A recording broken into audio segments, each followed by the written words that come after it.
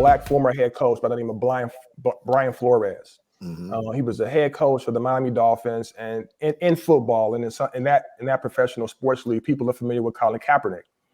He kneeled in protest of police brutality a few years back, and the NFL essentially, for all intents and purposes, blackballed him. There's only one black head coach in the National Football League right now. It got so bad that they created a rule that every team, when they had an opening, had to interview someone of color before they could hire someone. Then it didn't improve. So then they started giving people draft picks and incentives to interview and hire someone of color.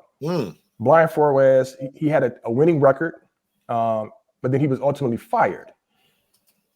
In that process of trying to interview for additional jobs, he interviewed for a job at the New York Giants. They all suck. But in the process of the interview, he got a text from a coach by the name of Bill Belichick, who was the head coach of the New England Patriots. In the text, it was a congratulatory text like, hey, I heard you got the job. What Bill didn't know was he texted the wrong Brian. There's a different Brian that got that job. It was before Brian Flores actually interviewed for the Giants job. Bill Belichick said in his text, oops, I fucked up. That's a quote. And at that point, the hailstorm began to occur. And right now, there's a class action lawsuit against the NFL for racist practices, hiring business practices, etc. What I ask is this: should we sue to get equality? Is it a viable option for us as a minority, as Black people in 2022, still needing to use, legal means to get things that should be given to us? I mean, yeah, hell yeah, absolutely. You know what I'm saying? I think he threw away his entire career. You know what I'm saying? He ain't gonna get another job in D1 or the NFL, period. And it's messed up. It's less about him. I'm asking about the process, the avenue in which he's taking. Right. Is that the way that we need to go about doing it? Because to your point, if anybody does do that, i.e. a Colin Kaepernick, i.e. Who else is kind of like Muhammad Ali protested and lost the ability to box for a couple of years and then lost millions of dollars by doing this process. Same thing with Colin Kaepernick, same thing with this guy potentially. Like, is that a viable option, a recourse for us if we lose in the short term? Like, that individual will lose. Yeah, I mean, it's demonstrated that you got to set a precedent or whatever the case is. I don't know if he's going to have a particularly good case or whatever, but yeah, the Rooney Rule is some trash, but you know what I'm saying? Go ahead, Rob. Yeah, I was going to say the Rooney Rule was trash, and then it's been watered down to the point where now all they have to do is interview one external candidate for either head coaching or the general manager's position. So they could just grab, a bum out the closet and be like, hey, interview for this job. All right, we fulfilled the Rooney Rule. Right. But to the question, should we sue? Absolutely. Because and I look at it also like this. If we don't, while we not suing, the people who don't want to see us thrive, they are using the legal system to create systems that will legally keep us out of certain situations. So while we standing still, they suing and taking the world in a different direction. And now, in effect, because we were standing still, we moved backwards. So no, we should use every legal means. And then on top of that, why not? I mean, America in this experiment is still relatively young. You know what I'm saying? And it's in our time in America as free folk is only 50 years, 60 years. You're talking about slavery up until 1865. You're talking about sharecropping, all the way up to the early 1900s. You're talking about us not getting our rights until 1950s. Salute to the ancestors. Throw it up to the ancestors. Absolutely. People lose sight of the fact that we only been free a few decades. Right.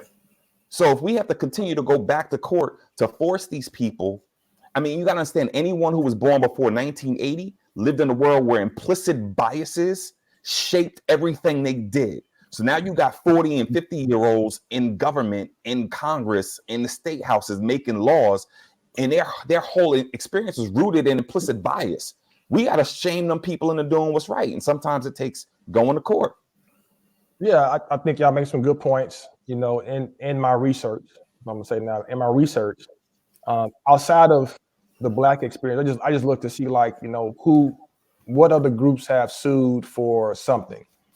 And what I looked into was particularly around like Wall Street. So for those that are in business and whatnot, in the 80s, apparently some of the big names, you guys have probably heard of these places: Smith Barney, Merrill Lynch, Morgan Stanley. You know, women didn't have the ability to kind of move up in their leadership chain. And I just talked about, you know, being a leader in my organization, right? They said between 95 to 2000, women in leadership grew from essentially 29% to 33%. In a matter of numbers, that's a significant shift, all because they did a class action lawsuit because of sexist and you know, biased behavior. So it works. It's a slow process. Clearly, we still got a long way to. All of us, minorities, still have a long way to go. No matter which one you want to, you know, put yourself in, we just got to keep chugging, man. Just keep. But trying. With this Flores thing, but with this, like, what is his goal? You know what I'm saying? This is a lane, by the way. There is nobody talking about sports like that in this area, but we're gonna leave that for later. What is like the end goal for him? What is he trying to do? Because he ain't gonna get no job in the NFL. That's a wrap.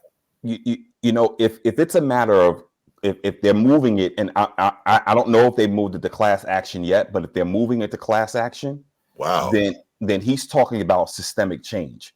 Because you have the NFL, and what a lot of people don't understand is that the NFL, with all the money that it makes, is recognized as a nonprofit entity in America. They've been able to lobby the government, so they are getting tax breaks that even the for-profit businesses don't get because they are a nonprofit. Maybe their nonprofit status needs to be revoked. When they go into cities and they start building new stadiums because they got a new taxpayer dollars, or they got an old stadium and they want to rebuild it, they're getting money from the local government, the state government. So you're using our tax dollars to then discriminate against us? They just doing what America been doing the whole time. So I understand, and people like to put out there about the Colin Kaepernick piece, and you know, it is what, you know, this is what they've been doing. But they tried to whitewash it because even with the Colin Kaepernick piece, they entered into an agreement with Colin Kaepernick. He got paid a settlement, and they made sure that the settlement would never come out. Right. And then as a part of that agreement, they also started to do a lot of social justice programming and activities in the community. So it was more than just, you know, a commercial here and there. They actually put millions and millions of dollars in the community. But this is their way of saying, look, we're singing and dancing the good tune, but we still getting money. We subsidizing them to be discriminatory, like America. Yeah, you take our tax dollars. So maybe this class action piece is about systemic change. Well, you need other people to join it. No matter what if you want to sue in this lane, I'm not remove him from the scenario, but if anybody in any industry want to sue for change, you need other people who have experienced the same types of things to step up and say, you know what, your time be in, me too, right? And if we do that, if anybody does that, then the likelihood of that lawsuit being successful, it grows exponentially. Roger, when you say they are franchises, to my knowledge, make sure you put in there what you mean. Explain what franchises is and why that's a significant piece. One of our listeners, he in the comments, for those that are listening to this, he wrote they are franchises to his knowledge, and Rod's asking him to kind of clarify that statement as Rod talks about them being, you know, nonprofit organizations. It's a nonprofit industry. The NFL ain't paying taxes. They're not paying taxes. All I'm saying is I'm all in on the Washington Commanders as a name, and I hope the nickname is the Commies. I really want them to be known as the Commies.